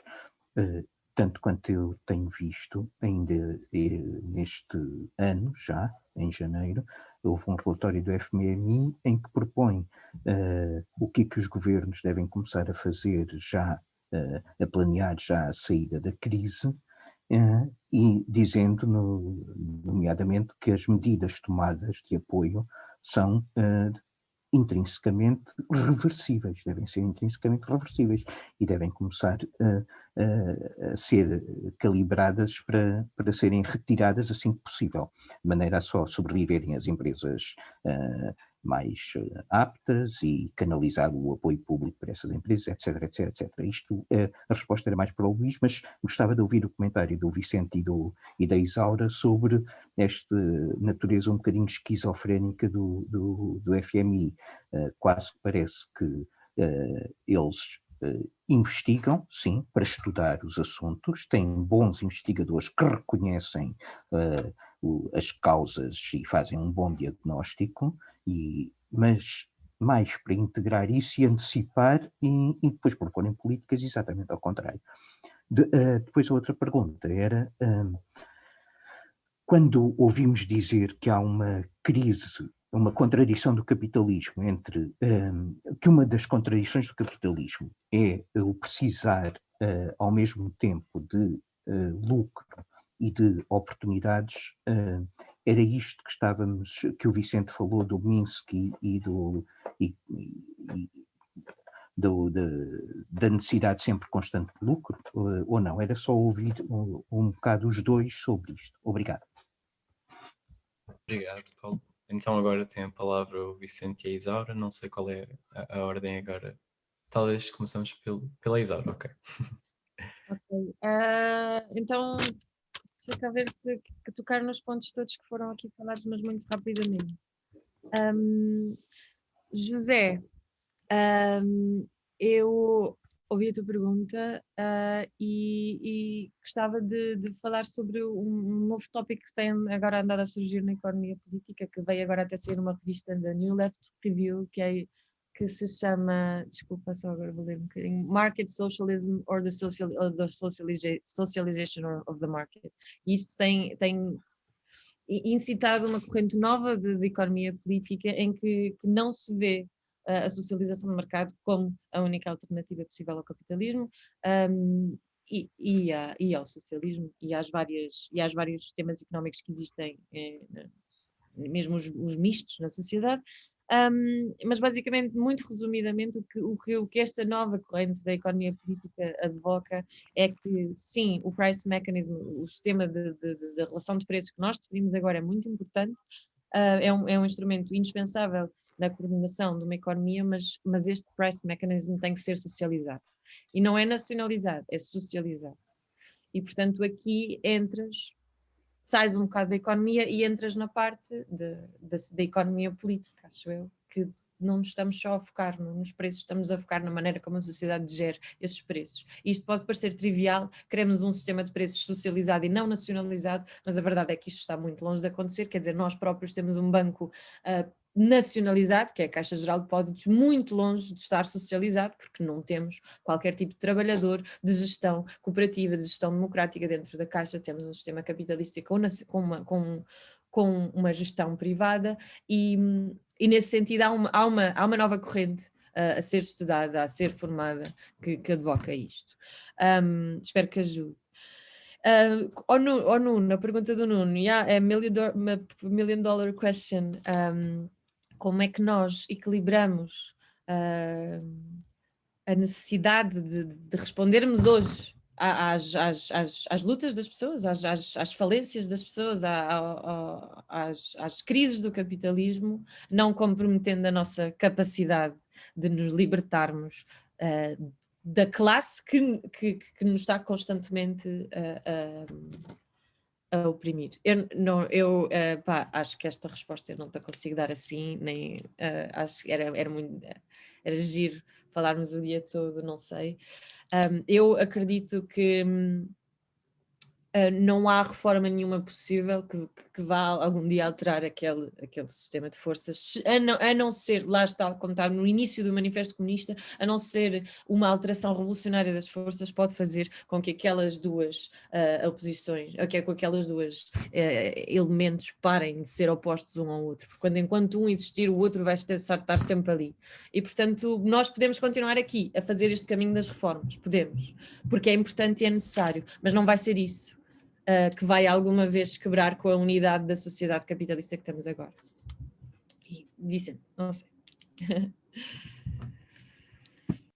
Sim, eu também vou tentar responder assim de forma conjunta às várias coisas. Eu acho que apanhei a maior parte das perguntas. Mas sobre a questão do capitalismo ser o único sistema que gera rendimento, quer dizer, prende-se também um pouco com aquilo que a Isaura estava a falar há pouco. A diferença do capitalismo ou melhor, o capitalismo é uma forma de organização das relações produtivas, não é a única que existe e, portanto, e nem sequer é a única que existiu até agora, ou seja, eu sei que nós estamos todos mais habituados ou temos mais facilidade em imaginar o fim do mundo do que o fim do capitalismo, mas a verdade é que isto não é inevitável. Como sabem, até em Portugal já houve várias experiências de organização da produção de outras formas.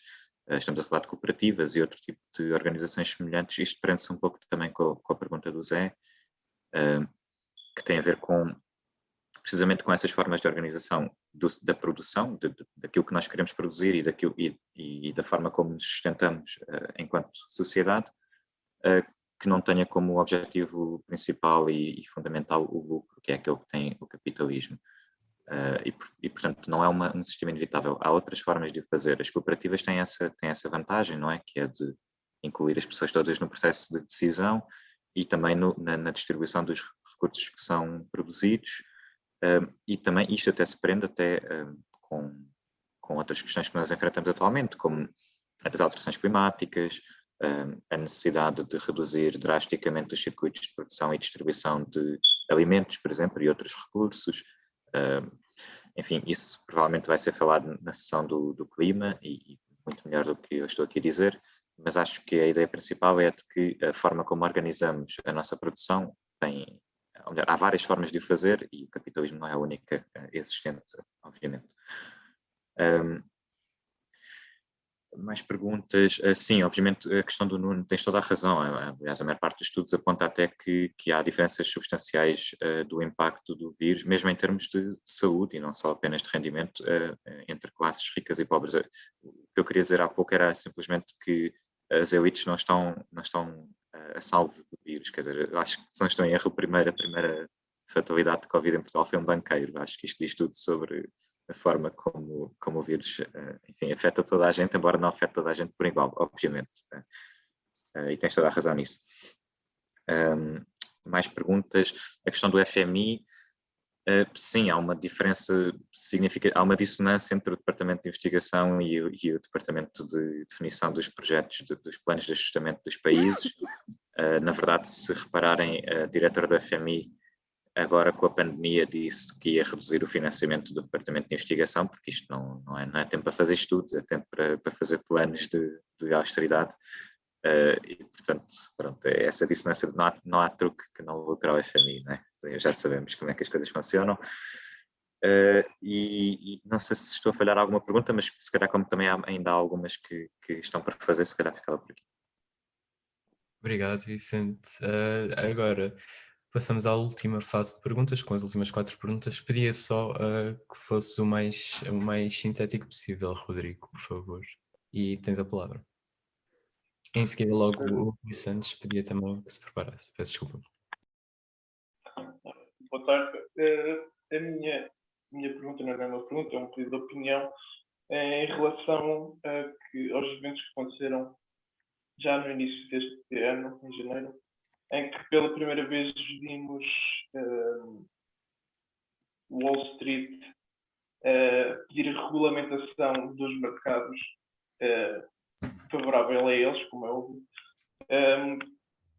em torno da situação da GameStop. Gostaria de saber qual é a vossa opinião em relação a esse assunto, porque sinto que não foi muito divulgado, porque pela primeira vez foi exposto a nu a realidade dos mercados. Vimos que não é aberto a toda a gente e quando rapidamente se faz o controlo dessa abertura, como foi o caso da aplicação Robinhood, impedir os seus utilizadores de investirem na GameStop. Era isso, gostava de saber qual é a vossa opinião sobre esse assunto. Obrigado, Rodrigo. Rui Santos, tens a palavra e em seguida Ana Vasquez. Bom dia. Esta questão é mais para a Isaura, por ela estar a viver nos Estados Unidos e ter uma presença muito mais carnal da situação, do que eu acho que se está a passar. Se é a questão do post-capitalismo que Marx fala, e porque os Estados Unidos é uma sociedade muito darwinista, de survival of the fittest, se é o acordar do dragão, ou seja, se o DSA, o crescente do DSA na política, apesar de ser um bocadinho, mas é alguma coisa, se é o acordar do dragão, porque todas as revoluções, quer queiramos, quer não, têm um grande impacto dos grandes países, não é dos pequenos. Se é o acordar do dragão, ou seja, e porque todas as revoluções vêm da base para cima, nunca vêm de cima para baixo, isso. Querem muito vender essa narrativa, mas peço imensa desculpa, só quem é muito... Olha, só eu sem óculos é que aceito essa narrativa. Se na tua opinião é o acordar do dragão, mesmo que seja assim uma coisa muito utópica, se é o acordar do dragão. Obrigado. Tem a palavra a Ana Vasquez. Podes falar, Ana, e em seguida Luís Filipe. Olá, obrigada a todos pelas perguntas e pelas apresentações. Foi falado aqui assim ao de leve, acho que foi o Vicente que falou mais nisso um bocadinho, mas eu acho que a pergunta pode ser para qualquer um dos dois que se sinta mais à vontade ou com mais vontade de falar sobre isso. Tem a ver com esta desvalorização descida, vamos falar assim, do sindicalismo na atualidade. Eu sinto na minha vida cotidiana, mas penso que é uma tendência que tenho vindo a observar. O sindicalismo age sobre o trabalho e na defesa dos trabalhadores, não é? E o que me parece que anda a acontecer é que nem os trabalhadores, num geral, cada vez menos acreditam no valor do trabalho dos sindicatos, e mesmo os sindicatos têm cada vez mais dificuldade em afirmar-se, em chegar aos trabalhadores e em conquistar, de certa forma, aqueles por quem, na realidade, podem fazer alguma coisa e, assim, cumprir um papel essencial e mais ou menos insubstituível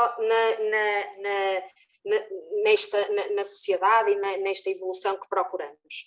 A minha pergunta, eu queria um bocadinho saber a vossa opinião sobre isto, perguntar se vocês acham que isto tem alguma coisa a ver com a passagem crescente nas últimas décadas do investimento do capital para a finança e, portanto, acaba por ser assim uma coisa mais invisível e acaba por alienar o valor do trabalho e os próprios trabalhadores sentirem-se completamente distantes e, no fundo, minar a confiança de que as coisas podem ser diferentes e de que as coisas podem ser melhores.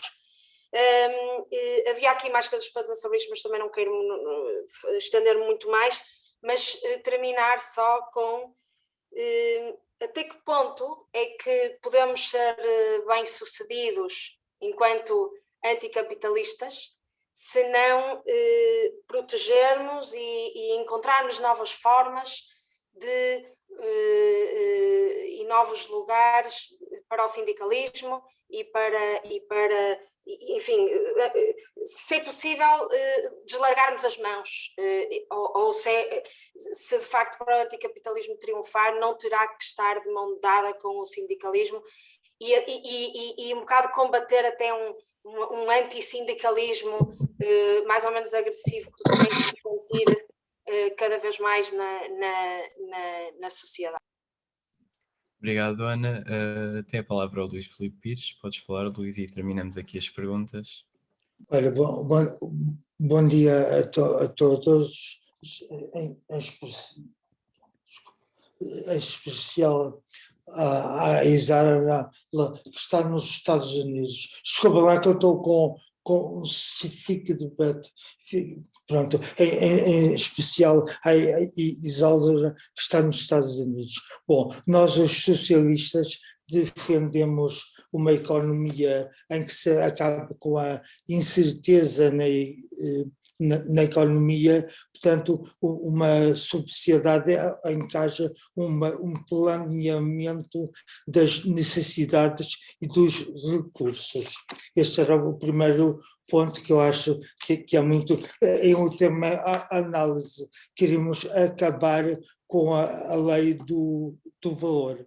E ter uma economia segundo a lei do plano.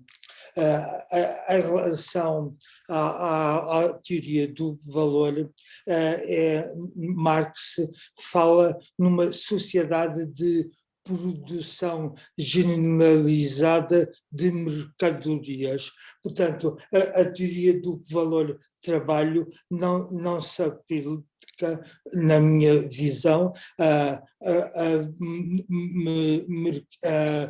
obras de arte, por exemplo. Uma obra de Picasso vale aquilo que o comprador quiser dar. Portanto, aí aplica-se a teoria subjetiva do valor. Portanto, o Marx marxismo é uma economia científica, portanto, só aplica-se a uma sociedade de produção generalizada de mercadorias. Terceira questão, gostava de saber a vossa opinião sobre as novas teorias sobre haver valor de uso e valor de troca e valor significado. Portanto, uma economia a 3 dimensões. Portanto, nesse caso, as mercadorias não só teriam um valor de troca, mas também sempre é um motivo porque uma pessoa compra um Apple amarelo ou um Apple cor-de-rosa. Pronto, há uma procura de valores para ostentar, portanto, que remete para uma teoria dos modos de comunicação. Muito obrigado. Obrigado, Luís. Dava então agora a palavra ao Vicente, ou à Isaura. Ao Vicente. Queres falar primeiro agora? Bem, é rápido então. Podia só que fosse o mais sintético possível. Sim, super rápido. Sobre a GameStop, não, sobre o sindicalismo primeiro, se calhar. Pela tendência, eu não tinha aqui o gráfico, mas há gráficos sobre o assunto também, e as taxas de sindicalização têm vindo de facto a cair significativamente, como a Ana, acho que foste tu que disseste, não foi? E a ideia que eu tinha tentado dar na apresentação era sobretudo porque é que isso acontece neste período, a partir dos anos 70, 80, e ela está, de certa forma, relacionada precisamente com a crise estrutural que se instalou na economia a partir dessa altura e a pressão que existe para a contenção de custos que tenta contrariar a queda da taxa de lucro. Isso faz, em parte, estruturando as formas de organização coletiva que permitem lutar por salários melhores, que são vistos sempre como um custo por parte de quem os paga, por parte dos empregadores. E, portanto, essa tendência, na minha opinião, deve ser encarada historicamente. Obviamente que a parte das pessoas já não se reverem tanto, talvez, nos sindicatos. Isso também tem muito a ver com as formas de produção de consenso que existem numa sociedade capitalista e com as ideias que se tornam hegemónicas em determinado contexto, e tudo isso nada disso é inocente, digamos. Isso faz parte de uma estrutura, de um sistema, de uma forma de organização das coisas e que se representa não só nas leis e na forma de dificultar pela via legal a sindicalização, como na própria produção de consensos sobre os sindicatos estarem desatualizados. Toda a gente aqui já ouviu isso, tenho certeza. Enfim, acho que era só isso que queria dizer. Sobre como é que isso se combate, obviamente que combate-se continuando nós a contrariar esse consenso, fazendo cursos de economia política e outro tipo de coisas semelhantes e obviamente, trabalhando com as pessoas para tentar contrariar esse consenso que se tem tornado dominante. Só sobre a GameStop, muito rápido. Eu acho que a Mariana vai falar sobre o assunto e ela vai falar muito melhor do que nós, mas acho que era importante, pelo menos, ficar com a ideia de que o facto dos investidores ou dos fundos de investimento pedirem regulação só diz mal de si próprios, não é? Só expõe a sua contradição entre não quererem regulação enquanto dominam o mercado e quererem regulação quando o seu domínio é posto em causa. Mas acho que é importante ter em conta que o que aconteceu na GameStop não é uma forma de organização social com a qual nós nos devamos rever, ou pelo menos não é algo que vá trazer mudanças consequentes a longo prazo, por uma questão muito simples, é que não é uma forma de organização social que ponha em causa os mecanismos de acumulação de capital, pelo contrário, participa neles, não é? Participa na valorização bolsista de uma empresa. Portanto, não põe em causa os mecanismos de acumulação e não expõe um antagonismo entre classes diferentes. Nós não estamos a falar de explorados contra exploradores ou de trabalhadores contra detentores de meios de produção. Estamos a falar de pessoas de classe média, talvez média alta, que têm poupanças para investir no mercado financeiro, ao contrário dos outros, e que entraram nesta aventura, digamos assim, mas que não têm um propósito claro de expor antagonismos sociais. Portanto, não é uma organização social enfim, pelo menos não é aquela com a qual nós, ou com aquela que nós devemos tentar construir, mas como disse, acho que a Mariana depois falará bastante melhor sobre isso, e há artigos bons sobre o assunto que ela recomendou e, portanto, podem também ler. Só pegar no que o Vicente estava a dizer, não respondendo nem à GameStop, nem ao sindicalismo, que ele já pegou também para não os maçar muito mais. Lembro-me vagamente do Acordar do Dragão do DSA e da teoria acrescentada do Luís Filipe Pires. 2 pontinhos rápidos. O Acordar do DSA é uma grande esperança, claro, mas temos que ter em consideração que os Estados Unidos são um país historicamente muito distinto do nosso. Quando analisamos o que se passa aqui, quase, temos que dar aquele passo atrás, fazer aquela abstração teórica e pensar o que é que significa viver num país onde o Sistema Nacional de Saúde não existe e não é suposto existir. Não está calcificado nas nossas mentes de que saúde é uma coisa e, portanto, é uma estrutura diferente, é uma realidade muito diferente e a maneira como nós temos esperanças, porque isto também é uma coisa muito subjetiva, não é? Nem Marx, quer dizer, Marx respondeu, mas estamos aqui há 300 anos a tentar encontrar a resposta, como é que saímos daqui, não é? Como é que mudamos isto? É desta vez ou não?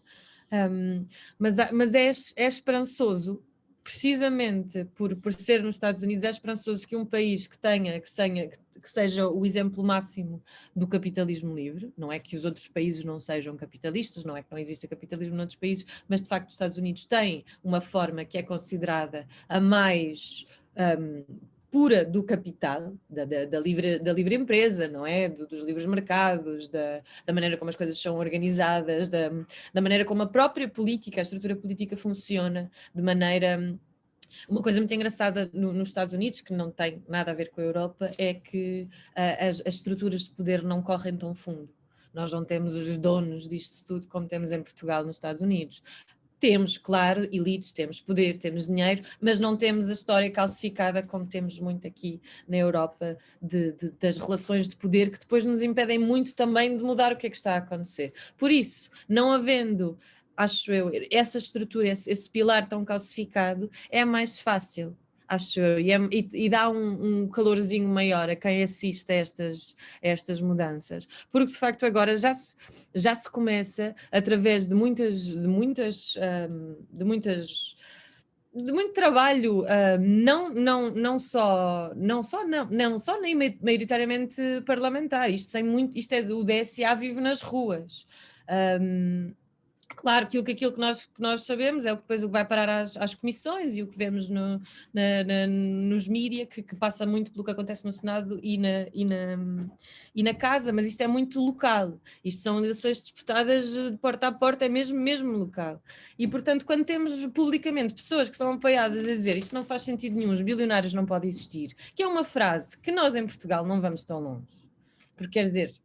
Não em Portugal e na Europa nós temos interesses instituídos e ir contra esses interesses é muito mais fundo às vezes do que estar a lutar contra as dinâmicas internas do capital. E portanto eu acho que sim, não sei se é o Acordar do Dragão, mas acho que é um palco passível de acontecer uma mudança drástica e acho que o DSA e o Bernie e a Alexandra e a Iman e todas as outras que eu... admiro muito e respeito, vão trazer. Só um pontinho para o Luís. Não é incompatível. Quando Marx fala da teoria de valor, temos que nos abstrair muito. Este copo vale o seu trabalho, mas no geral. Na competição, no equilíbrio de todos os copos produzidos nesta vida. Porque, claro, eu posso ter um copo que foi assinado por Picasso e eu vou pôr isto no eBay e isto vai para o eBay e vale-me 1 milhão de euros mas está a sair fora deste sistema de produção que define as relações da economia. Ou seja, claro que isto é um valor, mas o valor interno do copo é determinado em equilíbrio. Quando diverge, claro, temos outros mecanismos mais micro, não é? Que podem determinar, isto foi assinado pelo... Deixámos-te ouvir, Isaura. Desligaste o microfone. Desculpa. Desculpem. Pronto, era isso. Portanto, é ter em consideração que a teoria do valor de trabalho vale no seu agregado.